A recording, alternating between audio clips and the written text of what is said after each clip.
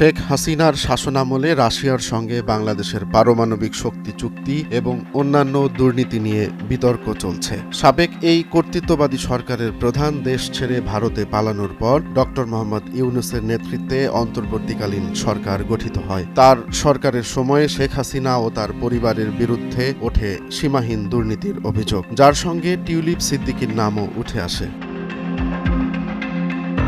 Doctor Mohammad Yunus tulip সিদ্দিককে এসব অবৈধ সম্পত্তির জন্য প্রকাশ্যে ক্ষমা চাওয়ার আহ্বান জানান। আন্তর্জাতিক গণমাধ্যম সানডে টাইমসকে দেয়া এক সাক্ষাৎকারে তিনি বলেন, টিউলিপ ও তার পরিবারের যেসব সম্পত্তি অবৈধভাবে অর্জন করেছে সেই সম্পত্তির জন্য টিউলিপ ও তার পরিবারের উচিত প্রকাশ্যে ক্ষমা চাওয়া। ডক্টর ইউনূস আরও বলেন, টিউলিপ যদি প্রমাণ করতে না পারেন যে এসব সম্পত্তি বৈধভাবে অর্জিত, তবে তা ফিরিয়ে দেওয়া উচিত। সানডে টাইমসের তদন্ত অনুযায়ী টিউলিপ যে বাড়িটিতে বসবাস করছিলেন সেটি দুই বাংলাদেশি ব্যবসায়ীর বাংলাদেশ থেকে টাকা পাচার করে নিয়ে একটি অফশোর কোম্পানির মাধ্যমে ওই টাকায় কেনা। টিউলিপ এই আর্থিক অস্বচ্ছতার বিষয়টি বরাবরের মতোই অস্বীকার করে এসেছেন।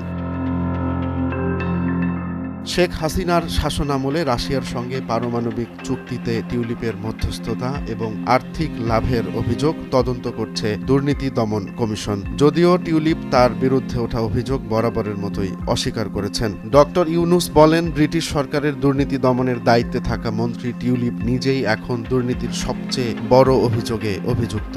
এটি অত্যন্ত হাস্যকর এবং লজ্জাজনক।